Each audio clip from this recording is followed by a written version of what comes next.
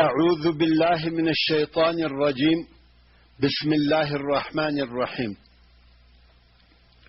إن الحمد لله نحمده ونستعينه ونستغفره ونعوذ بالله من شرور أنفسنا وسيئات أعمالنا.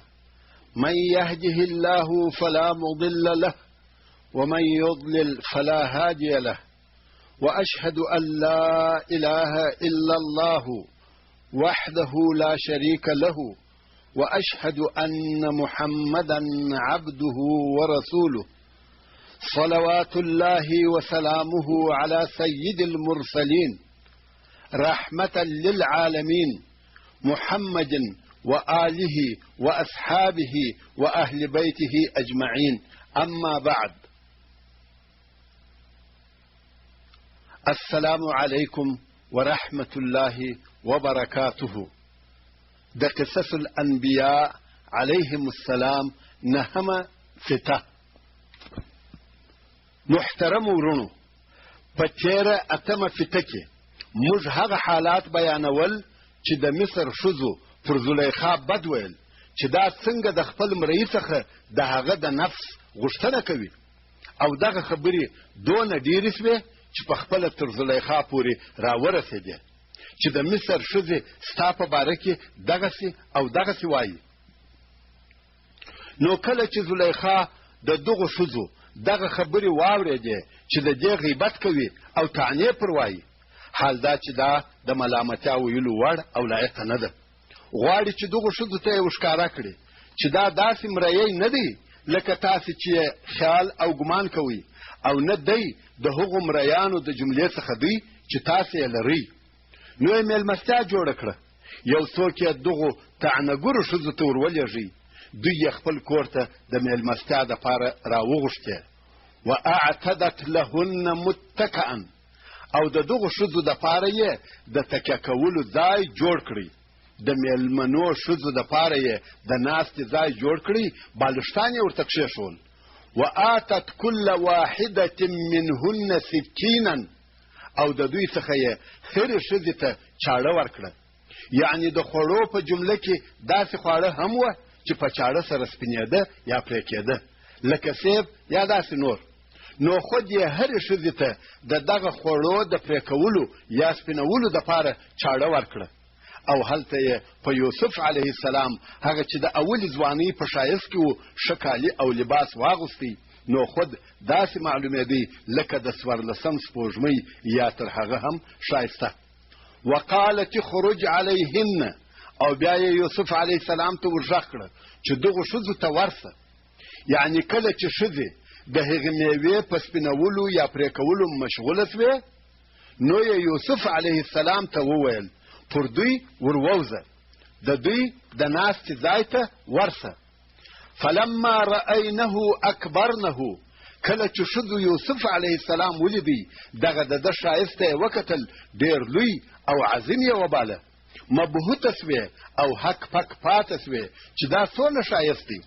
وقطعن ایدیهن، او د ډېرې حیرانتیا په سبب یې د خوړو پر ځای خپل لاسونه پرې کول. تاسې آیات شریف ته متوجه سئ چې فرمایي قطعن، د طا په شد سره یې وویل، دا ځکه چې قطعه د قطعه سره فرق لري. قطعه یو ځل پرې کولو ته ویل کېږي، او قطعه په تکرار سره پرې کول دي.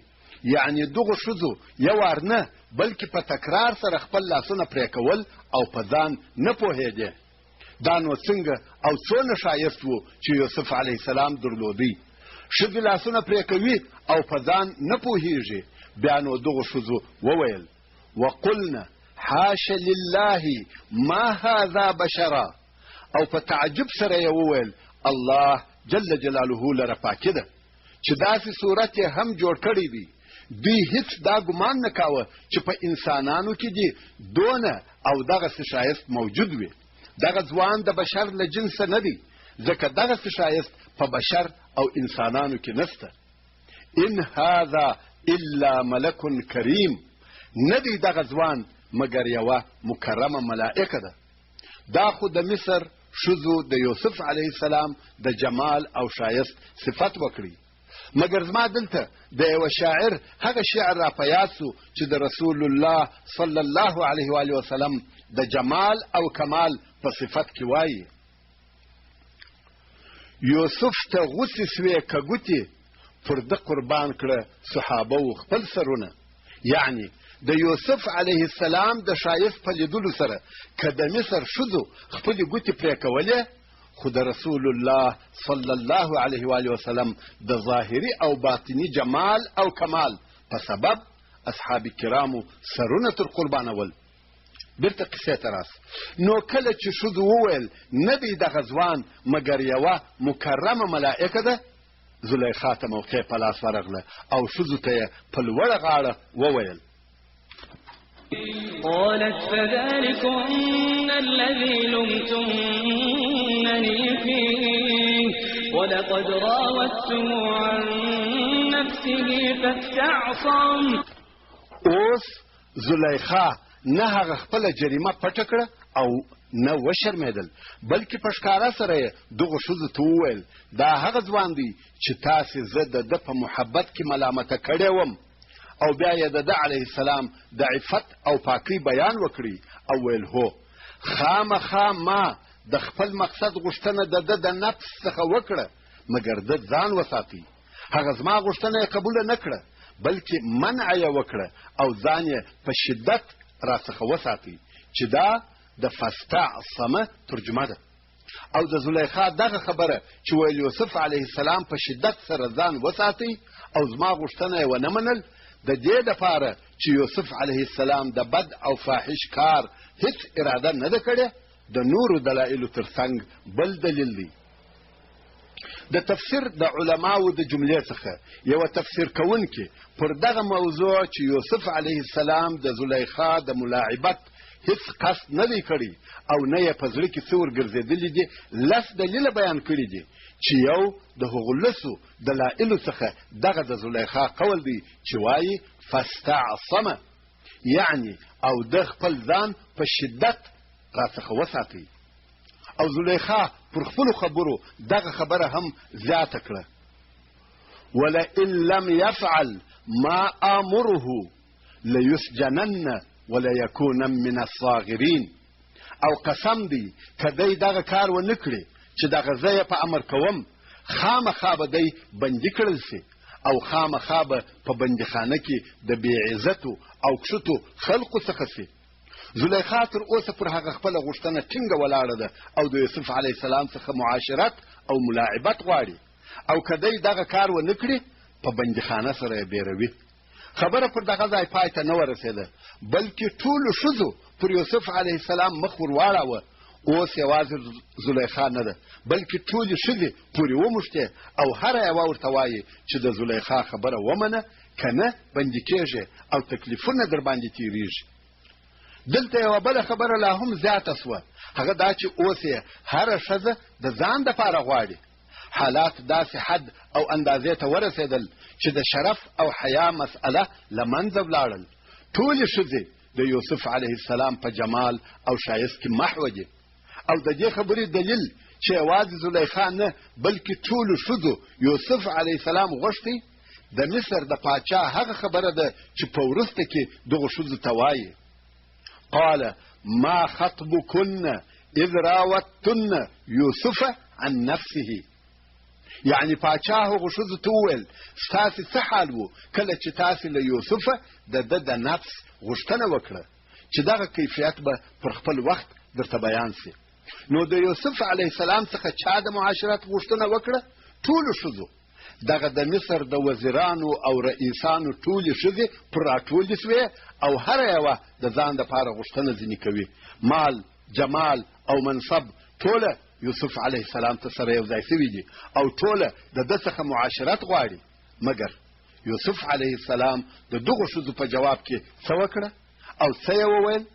خپل رب عز وجل ته یې رجوع وکړه، د هغه جل جلاله څخه کومک غواړي او ویې ویل: قال رب السجن أحب إلي مما يدعونني إليه وإلا تصرف فاصرف عني كيدهن أصب إليهن وأكن من الجاهلين فاستجاب له ربه فصرف عنه كيدهن إنه هو السميع العليم.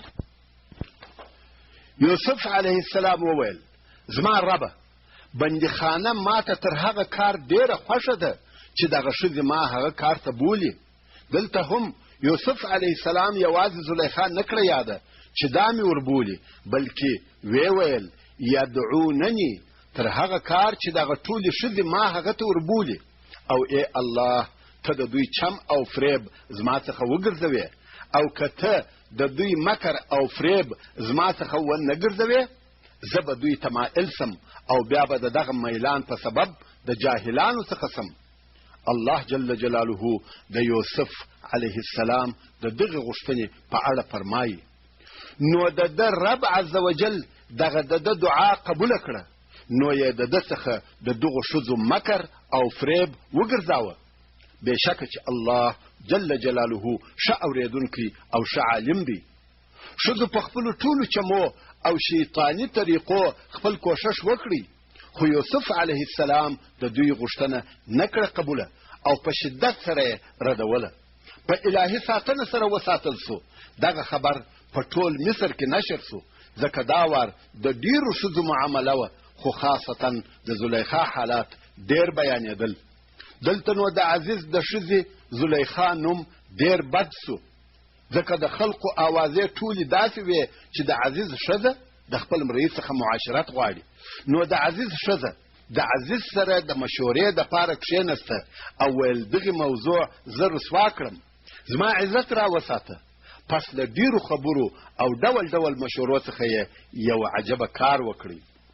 عبدالله ابن عباس رضی الله تعالی عنهما وایي د زلیخا میړه چې د مصر عزیز و امر وکړي چې یوسف علیه السلام دې پر خره سپور کړل سي، ډول دې یې د دې دپاره د مخه رهي وي چې د خلقو توجه ورواوړي، او د مصر په بازارو کې دې وګرځول سي، او د شا له طرفه دې جارچي جار پسې وهي، اعلان دې کوي او وایي دې چې دغه عبراني یوسف د خپل مالک اراده وکړه، نو دغه رسوایی او بندیخانه جزا ده. دوی غوښته چې په دغه قسم تهمت پر یوسف علیه السلام ورواړوي. سبحان الله، ګناه د دوی وه، مګر د خپل ځان پر ځای پاک او بری انسان متهم کړي. یوسف علیه السلام یې پر بازارو وګرځاوه او دغه اعلان پسې کېدی چې دا هغه څوک دی چې د خپل مالک د ښځې اراده یې وکړه او په بندیخانه سره به جزا ورکول سي. او دا د الله جل جلاله هغه قول دی چې فرمایي ثم بدا لهم من بعد ما رأوا الآيات ليسجننه حتى حين.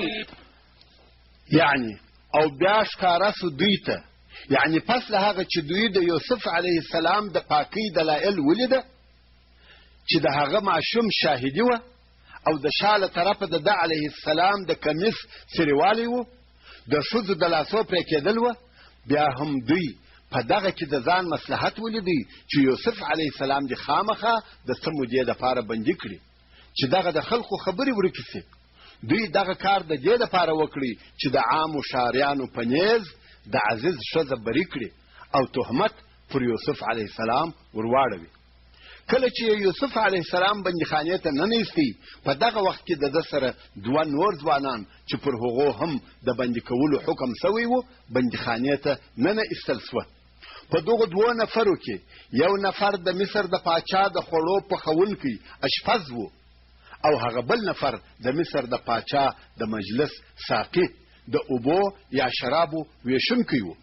دغه دوه نفره په دې سره متهم سوي وه چې دوی غوښته چې پاچا ته زهر ورکړي، نو دغه دوه نفره هم بندیان سوه.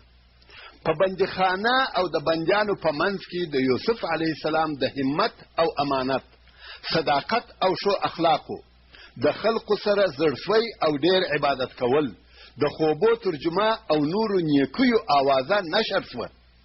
او دغه دوه نفره هم د یوسف علیه السلام سره دونه آشنا او بلد سوه چې هر وخت به خپل محبت او دوستي وښکاره کول. څو یوه ورځ دغو دوو نفرو خپل لیدلي خوبونه ورته وویل. الله جل جلاله فرمایي: دخل معه السجن فتيان قال أحدهما إني أراني أعصر خمرا وقال الآخر إني أراني أحمل فوق رأسي خبزا تأكل الطير منه نبئنا بتأويله إنا نراك من المحسنين. او د یوسف علیه السلام سره دوه ځوانان زندان ته ننوتل. یوه د دوی دوو څخه هغه چې د پاچا د دربار ساقي وویل: بېشکه ما خپل ځان په خوب کې لیدی چې د شرابو جوړولو دپاره د انګورو اوبه باسم. او هغه بل د خوړو پخونکي اشپز وویل: بېشکه ما په خوب کې خپل ځان لیدی چې پر سر مې ډوډۍ را اخیستې ده او د هوا مرغان د هغه څخه خواړه خوري. موږ د دغو خوبو په تعبیر او معنا خبر کړه. بېشکه موږ تا د نیکانو څخه وینو بولو. تاسې ولیده چې د یوسف علیه السلام شرف او فضیلت په هر ځای کې ښکاره او معلوم و. ان تر دې چې د بندیخانې بندیانو ته دا معلومه سوه چې دی د محسنینو او نیکانو څخه دی. یوسف علیه السلام هغو دوو نفرو ته اطمینان ورکړي چې خامخا به د دغو خوبو تعبیر او معنا تاسې ته بیان کړم. خو یوسف علیه السلام د خوبو د تعبیر یا ترجمې تر بیانولو د مخه د دوی په دعوت شروع وکړه. ایمان او توحید ته دعوتوي. خو تر دعوت د مخه غواړي چې یوه معجزه د دې دپاره وښکاره کړي چې د دوی ښه یقین حاصل سي. نو یې وویل: تاسې ته به ستاسې خواړه نوي راوړل سوي، خو زه به تاسې د هغو خوړو په شکل او کیفیت خبر کړم. یعنی کم خواړه چې دلته بندیخانې ته ستاسې د خوړلو دپاره راوړل کېږي هغه به لا نوي راوړل سوي، خو زه به تاسې په هغو خوړو خبروم چې څه قسم خواړه دي، څنګه رنګ او څنګه خوند یې دی. دا داسې معجزه ده لکه د عیسی علیه السلام هغه خبره چې خپل قوم بني اسرائیلو ته به یې د معجزې پر قسم ویل: وأنبئكم بما تأكلون وما تدخرون في بيوتكم، چې دا د سورت آل عمران 49 نمبر آیات دی. نو عیسی علیه السلام به خپل قوم ته ویل: او خبروم زه تاسې په هغه شي چې تاسې خورئ او په هغه شي مو خبروم چې تاسې په خپلو کورو کې ساتئ. نو اوس هم یوسف علیه السلام ورته وایي: تاسې ته به ستاسې خواړه نوي راوړل سوي، خو زه به تاسې د هغو خوړو په شکل او کیفیت خبر کړم. یا دا چې تاسې به د خوړو تر راوړلو د مخه ستاسې د خوبو په معنا خبر کړم. خو تر هغه د مخه دا درته وایم چې پر ما د ساحر او نجومګر خیال ونه کړئ، بلکې دغه د خوب تعبیر یا نور معلومات چې زما سره سته دا د هغه علم څخه دي چې ما ته زما رب راښوولی دی. بېشکه چې ما د هغو خلقو دین پرې ایښی دی چې پر الله جل جلاله ایمان نه راوړي او دوی پر آخرت هم کافران دي، آخرت نه مني. الله جل جلاله فرمایي: قال لا يأتيكما طعام ترزقانه إلا نبأتكما بتأويله قبل أن يأتيكما ذلكما مما علمني ربي إني تركت ملة قوم لا يؤمنون بالله وهم بالآخرة هم كافرون واتبعت ملة آبائي إبراهيم وإسحاق ويعقوب ما كان لنا أن نشرك بالله من شيء ذلك من فضل الله علينا وعلى الناس ولكن أكثر الناس لا يشكرون. الله جل جلاله فرمایي: یوسف علیه السلام دغو دوو نفرو ته وویل: تاسې ته به لا هغه خواړه نوي راغلي چې تاسې ته د خوړلو دپاره درکول کېږي، مګر خبر به کړم تاسې د هغو خوړو په تعویل یا د خوب په معنا د مخه تر راتګ د هغه طعام. هغو دوو نفر وویل: ته څنګه په دې پوهېږې؟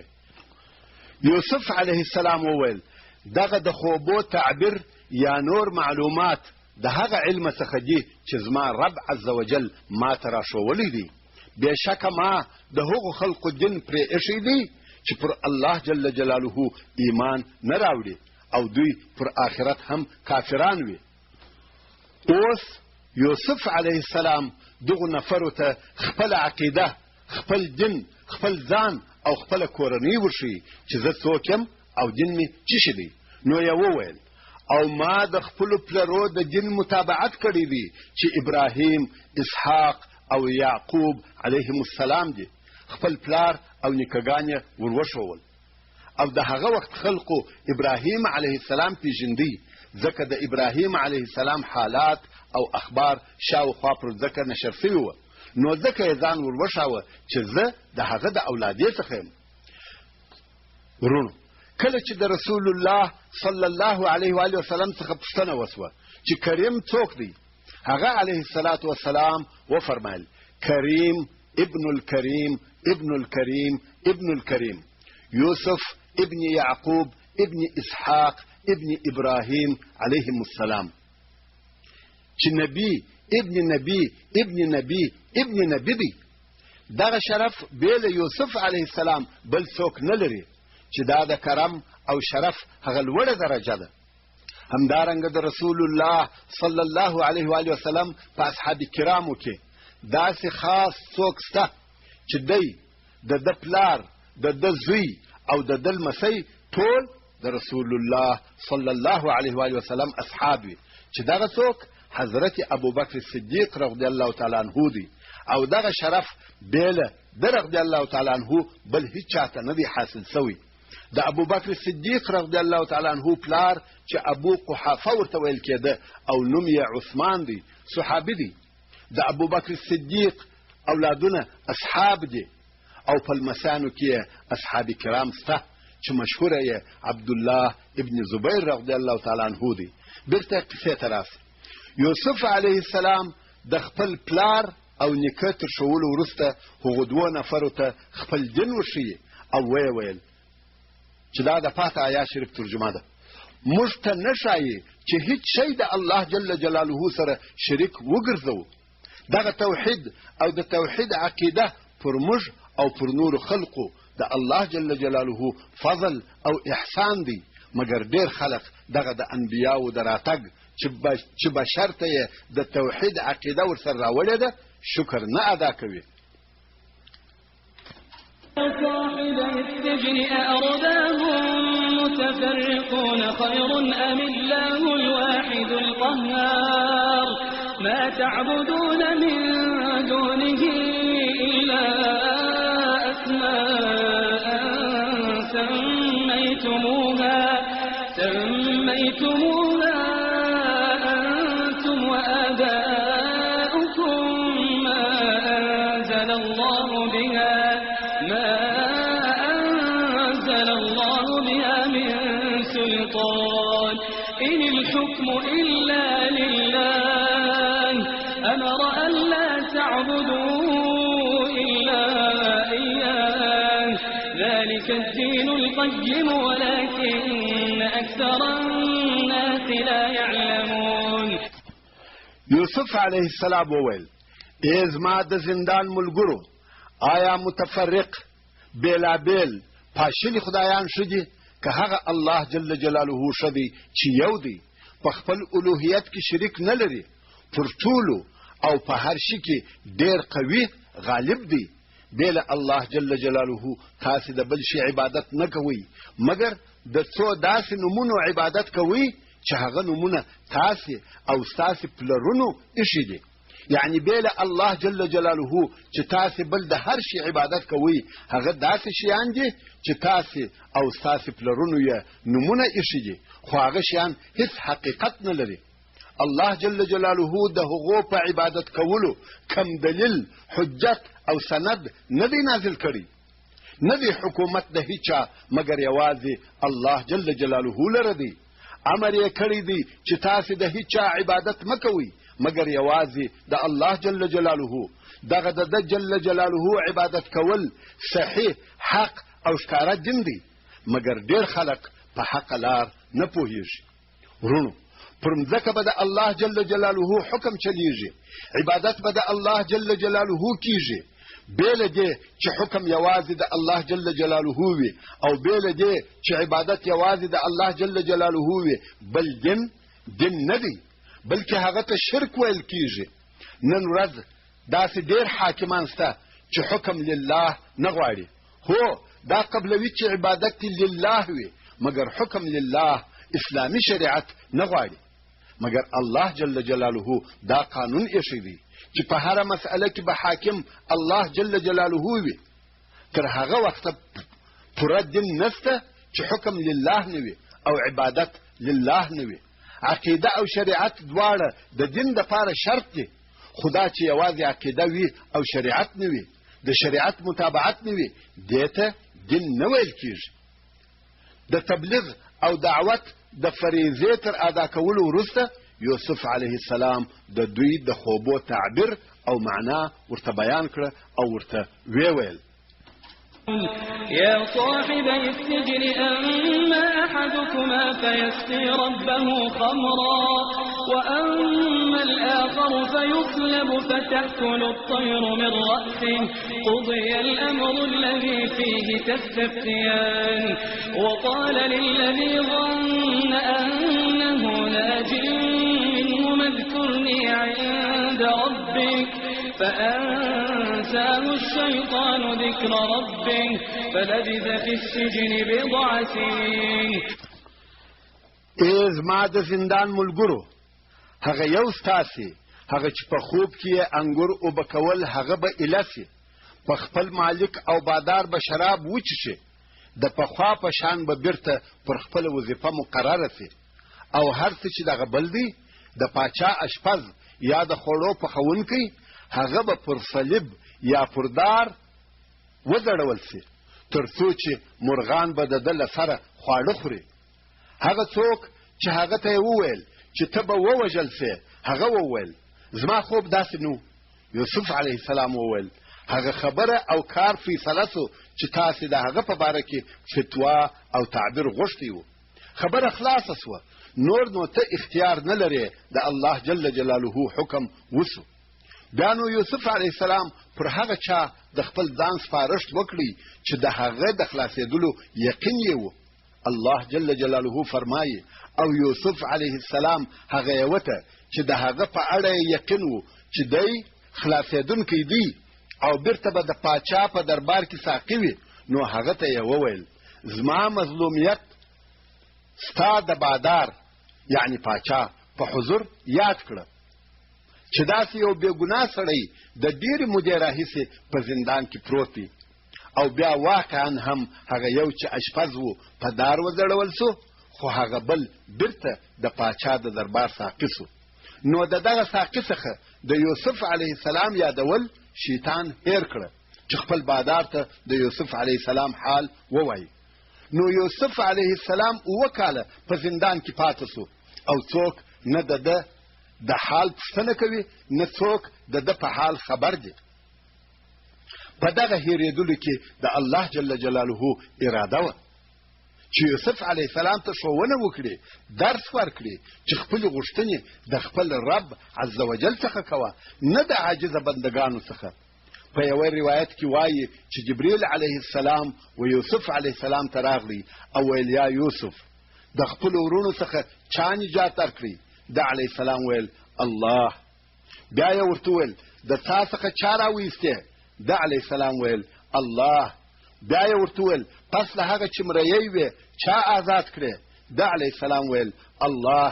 بیا یې ورته ویل د ښځو د فتنو څخه چا وساتلې؟ د علیه السلام ویل الله. ویل اوس نو ولې بې له الله جل جلاله د بل چا څخه نجات غواړې او څنګه پر بل چا توکل کوې؟ نو ځکه یوسف علیه السلام 7 کاله په زندان کې پاته سو او څوک د ده په حال نه دی خبر چې دا د یوسف علیه السلام دپاره بله ابتلا او امتحان و. شپې او ورځې دې تېرېږي تر څو چې پاچا یو خوب ولیدی. الله جل جلاله فرمایي قال الملك إني أرى 7 بقرات ثمان يأكلهن 7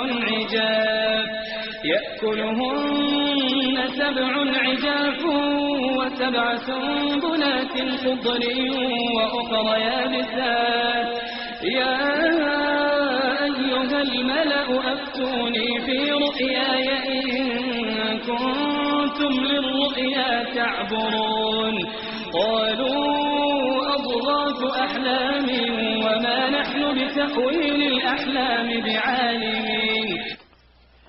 یعنی پس له هغه چې د یوسف علیه السلام 7 کاله په زندان کې پوره سوه دغه وخت د مصر پاچا چې ریان ابن ولید نومېدی یو خوب ولیدی.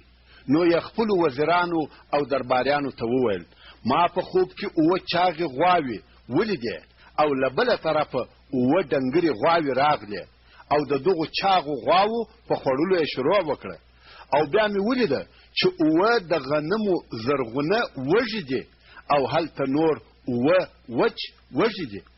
دغه 7 وچ وږي راغله پر دغه زرغونو وږو راوګرځېدل پر وپېچل سوه هغه یې هلاک کړه وچه کړه.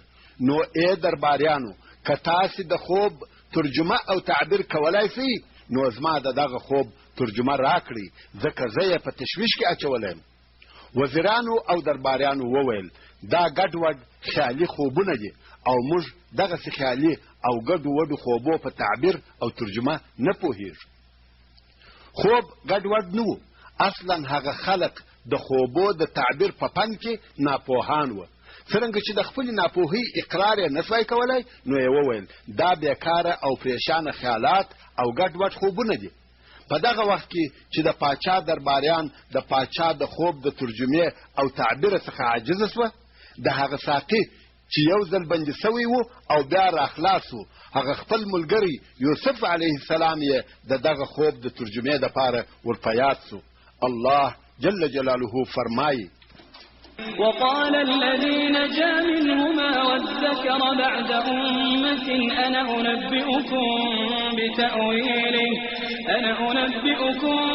بتأويله فأرسلون يوسف أيها الصديق أفتنا في 7 بقرات سمان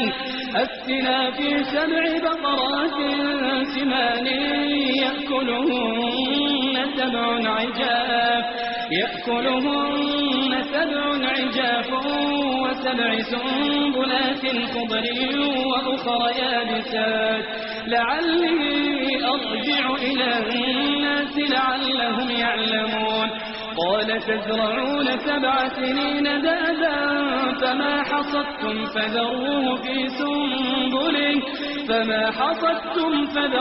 في سنبله إلا قليلا ما تأكلون ثم يأتي من بعد ذلك 7 شداد يأكلن ما قدمتم لهن إلا قليلا مما تحصنون ثم يأتي من بعد ذلك عام فيه يغاث الناس وفيه يعصرون. یعنی هغه سړی چې د هغو 2 زندانیانو څخه خلاصوی وو او اوس د پاچا ساقي دی د هغه پس د ډېرې مودې دغه اوس یوسف علیه السلام ورپه یاد سو او ویل زه به مو د دغه خوب په تعبیر او معنا خبر کړم نو تاسې ما زندان یا بندیخانې ته ولېږئ چې زه هلته د بندي یوسف علیه السلام څخه پوښتنه وکړم. ساقي هلته بندیخانې ته ورغلی او یوسف علیه السلام ته یې وویل ای یوسفه ای رښتیا ویونکې صدیق هغه څوک دی چې په ټولو خبرو کې صادق او رښتیا ویونکی وي او ساقي دغه حال لیدلی و او د یوسف علیه السلام صداقت ورته ثابت و نو ځکه یې صدیق ورته وویل او اوس ورته وایي موږ ته حکم راکړه د دغه خوب تعبیر او معنا راکړه په 7 هغو چاغو غواوو کې چې 7 ډنګرې غواوې یې وخوري 7 ډنګرې غواوې راسي دغه چاغې غواوې وخوري او په 7 زرغونو وږو کې او 7 نور وچ وږي چې پر دغو زرغونو وږو راګرځېدلي دي فتوا راکړه ښایي چې زه د خوب د تعبیر سره بیرته خلقو ته چې پاچا او درباریان دي ورسم د پاره د دې چې دوی د خوب په تعبیر او ستا په قدر پوه سي یوسف علیه السلام یوازې دا نه چې د خوب معنا یې ورکړه بلکې د خوب د تعبیر سره یې مشوره او زیری هم ورسره ورکړه او ورته ویل تاسې به 7 کاله پرله پسې په ډېر کوشش سره هر قسم فصلونه غلیدانې کوي او بیا څونه حاصلات چې مو اخیستل هغه به په خپلو وږو کې پرېږدئ بې له دونه لږه چې تاسې یې خورئ د خپل خوراک پر اندازه پاک کړئ او هغه نور په خپلو وږو نالیو کې پرېږدئ بیا به تر دغو 7 آبادو کلو وروسته 7 سخت د کاختۍ کلونه راسي چې په دغو سختو کلو کې به خلک هغه څه وخوري چې پخوا یې دغه د کاختۍ د کلو دپاره ذخیره کړي وه مګر دونه به پاته سي چې تاسې یې تخم ته ساتئ بیا به دغه د کاختۍ تر کلو وروسته داسې یو کال راسي چې په هغه کې به د خلقو فریاد رسي وسي بارانونه به واوري او په هغه کال کې به خلک میوې د اوبه کولو دپاره ونیسکېږي یعنی زراعت او میوې به دونه زیات سي چې خلق به شربت یا جوس ځینې باسي ورونو اوس مو د انبیا علیهم السلام اخلاق ولیدل یوسف علیه السلام د خوب د تعبیر او معنا په ورکولو کې نه ځنډ وکړي او نه یې شرط پر کښېښاوه او نه یې هغه سړي ته وویل چې دغه 7 کاله چیرې وې چې اوس راغلې او بیا هغه سړي یوازې د خوب معنا غوښته خو یوسف علیه السلام 3 شیان ورکړه چې هغه 3 شیان تعبیر تدبیر او تبشیر زیری و چې د خوب ترجمه یې داسې ورته بیان کړه 7 چاغې غواوې او 7 زرغونه وږې 7 آباد کلونه دي چې نباتات او حیوانات به ډېر حاصلات او ډېره وده کوي او تر هغه وروسته بیا 7 وچ کلونه راځي چې په هغو کلو کې به پخوانۍ ټولې ذخیرې خوړل کیږي چې دغه 7 وچ کلونه هغه 7 ډنګرې غواوې او 7 وچ وږې دي چې چاغې غواوې او زرغونه وږې به خوري دا خو د خوب تعبیر او معنا وه خو د معنا تر څنګ تدبیر هم وروښوئ هغه دا چې په دغو اولو 7 آبادو کلو کې چې ډېر حاصلات په لاس درځي د هغه به ډېره ښه او صحي ساتنه کوئ اسراف او بې پروایي به نه کوئ څونه چې په دغه کال کې د خوړلو او تخم دپاره پکارېږي هغه بیل او جلا کړئ او په احتیاط یې خورئ او هغه نوره غلهدانه دغسې په خپلو وږو کې وساتئ چې چینجان او شپږي یې ونه خوري باید د دغو 7 کلو حاصلات په 14 کاله وخورئ که دغه کار او تدبیر ونه کړئ نو کاختي او مشکلات به در باندې راسي تر دغه تعبیر او تدبیر وروسته یو زیری هم ورکړئ هغه دا چې پس له دغو 7 کلو کاختیه چې کم کال راتلونکی دی هغه به د خیر او برکت کال وي بارانونه به اوري کښتونه به آباد وي حاصلات به ډیر وي حیوانات به چاغ وي غولانځې به یې د شیدو ډکې وي د انګورو خرما او نورو میوو څخه به خلق اوبه باسي ساقي ولاړی پاچا یې د هغه د خوب په دغه معنا او تعبیر خبر کړي پاچا ډیر زیات خوشاله سو په خپل خوب خوشاله سو او د هغه په تعبیر خوشاله سو خو تر دغو دواړو په دغه مشوره او لارښوونه زیات خوشاله سو چې ویل تاسې به داسې او داسې تصرف او عمل کوئ پاچا پوه سو چې دغه بندي یو عادي او معمولی انسان نه دی الله جل جلاله فرمایي وقال الملك ائتوني به او پاچا وویل دغه سړی یوسف علیه السلام ما ته راولي د پاچا خو په خواله د ساقي د هغو خبرو په واسطه چې پاچا ته یې د خوب د معنا تر راوړلو د مخه د یوسف علیه السلام د صداقت او اخلاقو په باره کې کړي وې یوسف علیه السلام ته د شوالي عقیده پیدا سوې وه خو کله چې یې د خوب ترجمه او ښه تدبیر واورېدی نو یې د یوسف علیه السلام د علم عقل او شو اخلاقو اثر نور هم په زړه کې زیات سو او ویل دغه سړی ژر تر ژره ما ته راولي کله چې د پاچا قاصد بندخانې ته ورغلی یوسف علیه السلام ته وویل راځه د بند خلاص یې پاچا دې غواړي. د یوسف علیه السلام په قانون او نظر دینی او اخلاقی براءت د دنیا تر عزت لوړ او ضروري وو. نو یې د پاچا قاصد بیرته جواب کړی. الله جل جلاله فرمایي قال الملك ائتوني به فلما جاءه الرسول قال ارجع إلى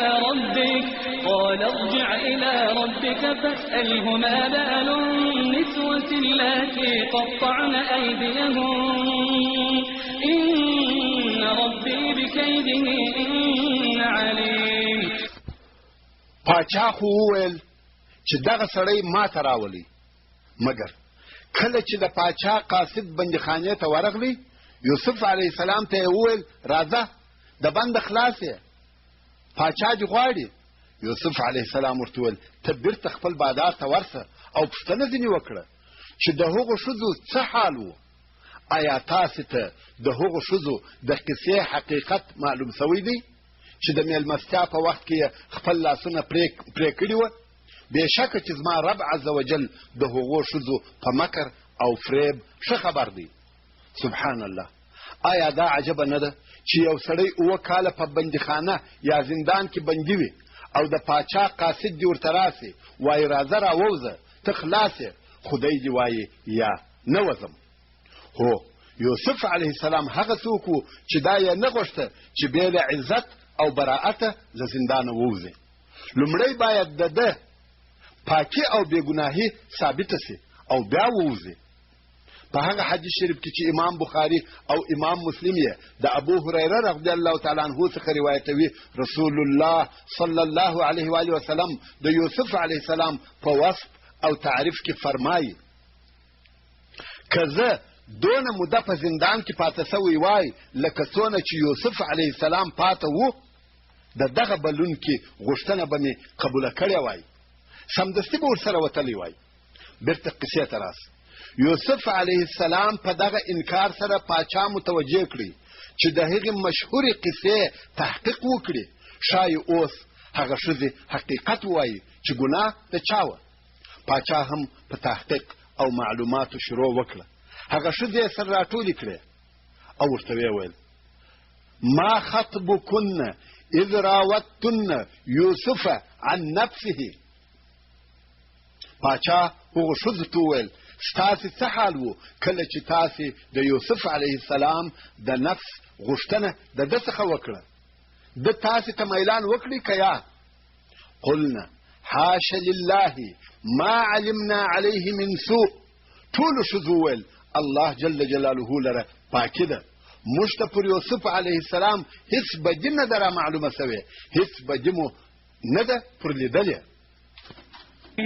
قال ما خطبكن إذ راوتن يوسف عن نفسه قلنا حاش لله ما علمنا عليه من سوء. قالت امرأة العزيز الآن حصحص الحق أنا راودته عن نفسه وإنه لمن الصادقين. ذلك ليعلم أني لم أخنه بالغيب وأن الله لا يهدي كيد الخائنين. وما أبرئ نفسي إن النفس لأمارة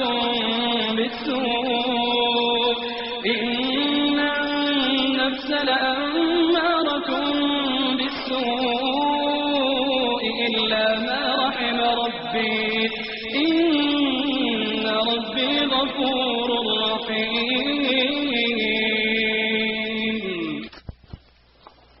پاچا خو هغو ښځو ته وویل ستاسې څه حال و کله چې تاسې د یوسف علیه السلام د نفس غوښتنه د ده څخه وکړه؟ ده تاسې ته میلان وکړي که یا؟ ټولو ښځو وویل الله جل جلاله لره پاکي ده، موږ ته پر یوسف علیه السلام هیڅ بدي نه ده را معلومه سوې، هیڅ بدي مو نه ده پر لیدلې. د عزیز ښځې زلیخا وویل اوس حق او رښتیا خبره ښکاره سوه. زه وم چې په فریب او چم سره مې د نفس د خطا ایستلو غوښتنه کړې وه او بېشکه چې یوسف له رښتیا ویونکو څخه دی. بیا نو پاچا یوسف علیه السلام ته حال ولېږي چې هو ښځو پر خپله ګناه اقرار او اعتراف وکړي، راسه چې ستا په حضور کې دوی ته سزا او جزا ورکړم. یوسف علیه السلام وویل له دغو خبرو زما مقصد دا نه و چې ښځو ته سزا ورکول سي، بلکې ما غوښته چې د حقیقت او رښتیا اظهار او ښکاروالی وسي. دغه پوښتنه او غوښتنه مې د دې دپاره وکړه چې عزیز ته دا معلومه سي چې بېشکه ما د ده سره د ده تر شا خیانت نه دی کړی او بېشکه چې الله جل جلاله د خائنانو فریب او چم مقصد ته نه رسوي. د دې دپاره چې څوک دغه د براءت او نزاهت د خبرو په اورېدلو سره داسې فکر ونه کړي چې یوسف علیه السلام په خپل دغه عمل سره غرور کوي او ځان لوړ ښکاره کوي، نو یې پر خپلو خبرو دا هم زیاته کړه. او زه خپل نفس نه پاکوم، داسې نه وایم چې زما نفس بدیو ته رجوع نه کوي. بېشکه چې انساني نفس خامخا په بدیو سره ډېر امر کوونکی دی، بې له هغه نفسه چې زما رب عز وجل مهرباني پر کړې وي. بېشکه چې زما رب عز وجل ښه بخښونکی د ګناهو دی او ډېر رحم کوونکی دی. دلته یوې تنبیه ته ضرورت شته، هغه دا چې ځینې مفسرین دغه 250 او 53 نمبر آیاتونه د زلیخا وینا بولي او وایي چې زلیخا وویل اوس چې حق او رښتیا خبره ښکاره سوه نو په ډاګه سره وایم هو هغه زه وم چې په فریب او چم سره مې د نفس د خطا ایستلو غوښتنه کړې وه او لطفا فته واړوه.